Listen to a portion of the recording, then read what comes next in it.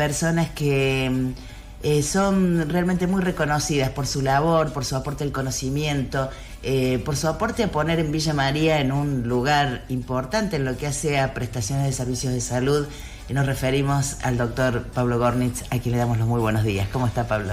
Muchas gracias, Patricia, y muchas gracias a todos los amigos, a algunos amigos del Jardín de Infantes. Ha sido compañero de escuela de Gustavo Ferradanz. Jardín, primaria y secundaria.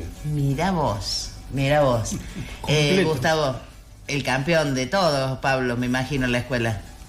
Para decirlo en una frase de aquellos tiempos, un bocho. Un bocho. Un bocho. Y aparte un compañero, pero para ponerse de pie cada vez que lo nombras. Qué bueno, qué bueno. Bueno, se nota que somos amigos por lo menos. Bueno, es tu casa, Pablo, entonces estás en la casa gracias. de amigos, es tu casa. Y te citamos para charlar de un tema que cuando está subiendo un poquito la temperatura ya pensamos, ¿y ahora qué viene? El tema de los mosquitos. Y queríamos preguntarte ¿qué nos espera este verano con el tema del dengue y todas las enfermedades transmitidas por los mosquitos? Bueno, es difícil hacer futurología, pero si vemos los últimos años, no solo el último año a año, la cantidad de casos de las enfermedades transmitidas por mosquitos se han ido incrementando, teniendo un acme, un punto culmine el año pasado, donde gran parte de la población se fue afectada. Ahora, ¿qué puede pasar este verano? Nuevamente, uno no sabe. Pero si se repite lo del pasado año, puede llegar a ser una situación más seria. ¿Y por qué más seria? Porque las personas que tuvieron dengue y saben que tuvieron dengue, y muchas tuvieron dengue y no saben, la tasa de complicaciones por reinfecciones aumenta. Entonces, no solamente uno esperaría un mayor número de casos, sino casos más serios. Hay que vacunarse, los que tuvimos dengue. Los que hemos tenido dengue nos tenemos que vacunar. Y los que no han tenido dengue deberían consultar con su médico para ver cuáles son los grupos poblacionales en los cuales la vacunación está indicada. Idealmente todos nos podríamos vacunar, pero es un tema económico, que no siempre los recursos están disponibles, entonces tener el asesoramiento de su médico para saber si es indispensable o no la vacuna. Bien. Las complicaciones del dengue hay una amplia gama de complicaciones, pero llegan incluso a ser fatales, ¿no? Así es, si bien la tasa de mortalidad no es tan elevada, pero como son enfermedades epidémicas donde muchas personas se enferman, por más que la tasa no sea elevada, lamentablemente hay fatalidades. Bien. Pablo, ¿qué tenemos que hacer? Prevenir, seguro que nos va a decir el descacharreo, no sé, pero es como muy difícil pensar porque aun cuando vivimos cuidando estas cuestiones, los mosquitos están presentes. No suena bien, pero ¿qué tenemos que hacer? La verdad que no sé. Claro, está bien que lo diga porque... Esa es la respuesta honesta. Lo primero creo que es lo que están haciendo ustedes, los medios tienen un papel preponderante. ¿Por qué? Porque hay que dar a conocer que el problema está. Ahora, cuando uno sabe que el problema está, hasta el diseño de las casas comienza a cambiar. ¿Por qué? Porque ¿quién tenía mosquiteros en su casa? Claro. No es algo habitual. Si hoy uno se va a hacer una casa nueva, el mosquitero yo creo que es algo que debería estar presente. Si no es una casa nueva, es una casa que se alquila, una casa que ya tiene varios años, tratar de colocar mosquiteros de algún modo. Ahora, por más mosquiteros, por más repelentes, como mencionaban, el mosquito está en todos lados. Y entonces, bueno, es utilizar ropa clara, tratar de evitar los lugares donde uno sabe que hay muchos mosquitos y no tenemos mucho más para hacer. El resto son medidas que le corresponden a salud pública, a los organismos públicos, y la persona está bastante limitada en su injerencia. Pablo, sobre dengue, chikungunya, ¿hay algo más? La pregunta que uno se formula cuando escucha la intención del Estado de comprar vacunas, yo me pregunto, por lo que viene, yo me pregunto, En cuanto a testeos, también para detectar cuántas personas infectadas, ¿se va preparando también el laboratorio, por ejemplo? La parte pública realmente no sé cuál es la conducta que está tomando. A nivel privado no hay una articulación de instituciones, círculos de bioquímicos, asociaciones de bioquímicos que sugieran una conducta. Entonces es cada laboratorio que trata de ir tomando sus previsiones. Hay que tener en cuenta que cada vez que hay un brote de este tipo, los reactivos faltan, entonces lo ideal es ir acopiando reactivos. ¿Cuál es la contra que tiene esta conducta? Primero, los recursos nunca sobran. Y el segundo punto, los reactivos, del mismo modo que los productos alimenticios, tienen vencimiento. Entonces, ¿qué pasa si no hay tanto como uno cree? Claro. Por eso es que hay muchos laboratorios que compran lo que ellos creen indispensable y muchas veces deciden ni siquiera testear, solamente tomar la muestra de sangre y enviarla a otro lugar. Ese otro lugar, bueno, somos nosotros, no solo de Córdoba, sino de provincias, les diría que ni siquiera vecinas. Tenemos muestras que provienen del norte del país o algunas provincias vecinas como Santiago del Estero, San Luis, La Pampa.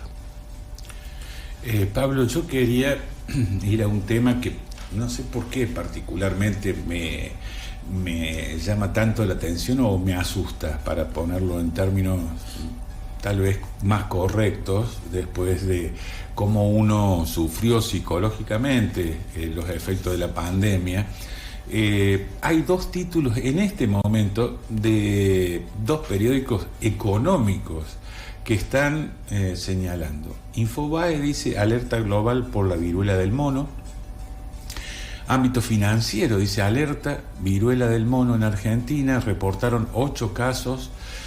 Y uno no quiere pensar, pero sí quiere saber qué puede pasar, qué pasa, qué está pasando con esto. Haciendo un paralelo con COVID, nosotros era diciembre, no estábamos en Villa María y mi señora me dice, mira, esto coronavirus, un virus que está lejos, y yo le digo, esto no va a llegar nunca. Bueno, fue un error mío, lo que no estaba muy lejos y no iba a llegar nunca llegó, y cómo llegó. Entonces creo que todos tenemos que tener esa enseñanza. Hoy puede no ser un problema cuantitativamente importante en el país, pero puede serlo. Creo que también con COVID hemos aprendido que el aislamiento e inclusive barbaridades que sucedían, que no se podían ver familiares enfermos, familiares que lamentablemente fallecían, son conductas que difícilmente se vuelvan a tomar. En el caso de la viruela del mono, es una enfermedad que no es tan fácilmente transmitible como el COVID. Esa es una gran noticia, sin embargo se transmite. Se puede transmitir por contacto, que quiere decir yo tengo lastimaduras, manchitas pueden ser, o vesículas o ampollas que se revientan con costras. Ese contacto transmite. También se puede transmitir en vía forma respiratoria y bueno, y a través del intercambio de secreciones, intercambios sexuales. Entonces no es un virus que se transmite tan fácilmente, no tenemos inmunidad, entonces somos todos susceptibles, y tampoco hay vacunas que estén disponibles a nivel global que se puedan aplicar para prevenir. Así que creo que las medidas son sanitarias a nivel nacional, ir teniendo algún control de los movimientos de personas, que hoy cada vez es más difícil porque cada vez son más frecuentes, y el médico en su consultorio está a la alerta que ante alguna lesión no habitual, realizar la contención del paciente y sobre todo algo que muchas veces no se hace, que es la denuncia, que suena mal cuando uno dice denuncia, pero no es algo malo, es el reporte de un caso probable. Y bueno, y de ese modo las autoridades sanitarias pueden tomar acción y, llegado el caso, poder aislarlo y poder contenerlo. Pablo, para que nos expliques, ¿qué es la viruela del mono? ¿Qué te provoca? ¿Cuáles son las consecuencias? ¿Cómo te das cuenta que podés tener viruela del mono? Experiencia no tengo, pero es la teoría y es lo que todos estamos leyendo. En principio tenemos 1 o 2 semanas de un periodo de incubación y luego pueden empezar a aparecer o manchitas o lesiones que pueden tener cierto relieve en la piel, o ampollas que se pueden inclusive reventar, como se dice habitualmente, y quedar algunas lesiones. ¿Dónde aparecen esas lesiones de piel? Bueno, pueden aparecer en la cara, en las plantas de las manos, en las plantas de los pies, e inclusive en la garganta. Entonces puede tener dolor de garganta, en genitales. Es una enfermedad que habitualmente no genera grandes complicaciones, pero se puede sobreinfecciones bacterianas, y se puede generalizar, y esos son los casos que lamentablemente se han reportado como fatales. 8 casos en el país hasta ahora, en Buenos Aires, ciudad autónoma y provincia, Corrientes, Santa Fe y Río Negro. De los 8, 4 por antecedentes de viajes, o sea, 4 de ellos tienen las personas, los pacientes, antecedentes de haber realizado viajes. Si ustedes recuerdan COVID, se insistía mucho en si el caso era autóctono. ¿Qué quiere decir? Si había un reporte de viaje o no. Eso, una vez que se empieza a detectar, le diría que empieza a perder importancia. ¿Por qué? Porque cuando hay un caso, no es raro que ese caso empiece a difundirse, y no todos los casos son tan floridos, no todos los casos van a tener lesiones en piel tan manifiestas. Entonces hay que asumir que la enfermedad ya la tenemos en el país, que probablemente cada vez sea noticia que van apareciendo casos. Bueno, y esperemos que no sean tantos casos y que esos casos no revistan tanta gravedad.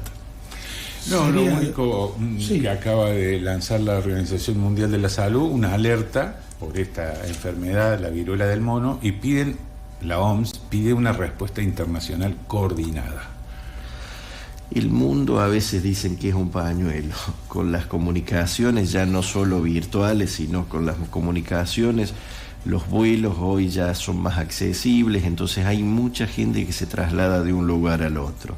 Y por eso las medidas tienen que ser globales. De nada sirve que tengamos encerrado un país completamente si el mundo sigue en marcha. Perdón. Me queda ¿qué tipo de, lo que nombramos recién y antes también, qué tipo de articulación sería necesario para hacer más efectiva una lucha conjunta, preventiva de esta situación frente a todas las enfermedades? Todos los ministerios de salud de diferentes países están conectados a través de organismos internacionales. Entonces se tratan de fijar pautas que algunos países las cumplen de un modo, otros las cumplen de otro. Lo ideal es que por lo menos haya un cumplimiento mínimo, porque cuando alguien se porta mal, cuando alguien no cumple, lamentablemente lo paga toda la humanidad. Y si pensamos 30 años atrás, no estábamos acostumbrados a este tipo de sucesos. Primero vino la gripe, después vino el COVID, después vino el dengue, ahora tenemos la viruela del mono. Entonces creo que la humanidad tiene que aprender que todos somos hermanos, que no hay países que sean enemigos de otros, y que todos los países tenemos que actuar de un modo en conjunto, porque si no, la población la va a terminar pagando. Nadie se salva solo, está claro. Así es. Pablo, decíamos al principio que tu trabajo ha puesto en alto a Villa María en lo que hace a los servicios de salud.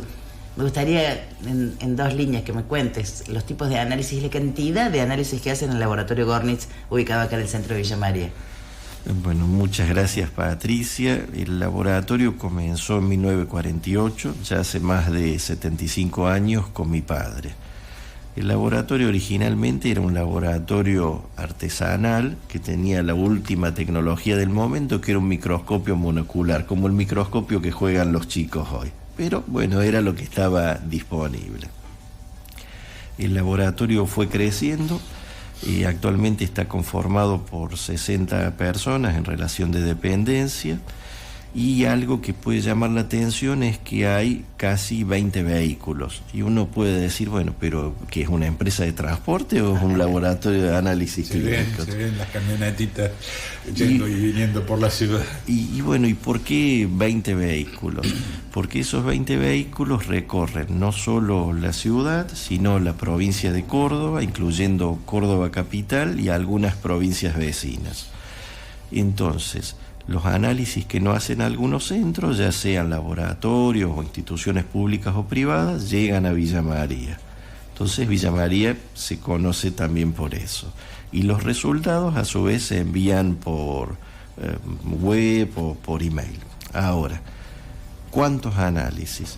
Bueno, ¿cuántos análisis? Son aproximadamente 3 millones de test anuales. Ahora uno dice, ¿esto es mucho? ¿Esto es poco? Bueno, a nivel internacional se considera que un laboratorio es grande cuando tiene más de 1 millón de test. Ahora, nosotros tendríamos 3 millones, uno diría, ¿esto es grande? ¿Es chico? Bueno, realmente está dentro de la liga de los laboratorios grandes, pero somos un piojito, porque si uno se compara con grandes laboratorios de Europa o laboratorios de Estados Unidos, estamos en la categoría grande, pero muy pequeños. Ahora, como todo, se requiere una economía de escala, porque si no hay una economía de escala es muy difícil comprar equipos y tener tecnología que les sea de utilidad a los pacientes, y tener la tecnología de una forma accesible. Y accesible me refiero a que esté la tecnología y que tenga un costo que nunca es barato, pero por lo menos que se pueda afrontar. Así que, bueno, ese es el laboratorio. Como novedad les diría que en Córdoba capital la mayoría de las muestras que no se procesan llegan a Villa María, y que próximamente estamos abriendo una sede en Córdoba capital en una institución que se llama DAMIC, que es una institución que es reconocida internacionalmente. ¿Por qué? Por los trabajos de investigación clínico que realiza. ¿Qué son trabajos de investigación clínica? Antes de una farmacéutica lanzar un producto, lo que se debe hacer es testearlo en la población. Y este es uno de los centros más reconocidos. Entonces, con la instalación de la sede en Córdoba estamos cumpliendo dos sueños. Primero, el sueño del pibe es de ir a la capital de la provincia. Y el segundo, el sueño del pibe también, es poder colaborar con investigación, no solo la parte asistencial, que es muy noble, pero un poquito más allá. Así que estimamos que en noviembre ya va a estar abierto. Bueno, mantenernos al tanto, porque nos parece un lindo camino que estás recorriendo. Y seguramente muchos de Córdoba te deben mirar como con sueño del pibe, cómo no tener un laboratorio como el de Villa María. Hablábamos hace unos días de cómo la salud, cómo Villa María se ha vuelto un polo importante a nivel regional, decíamos, mira, y bueno, Ibornitz es parte de ese fenómeno de los últimos 15, 20 años.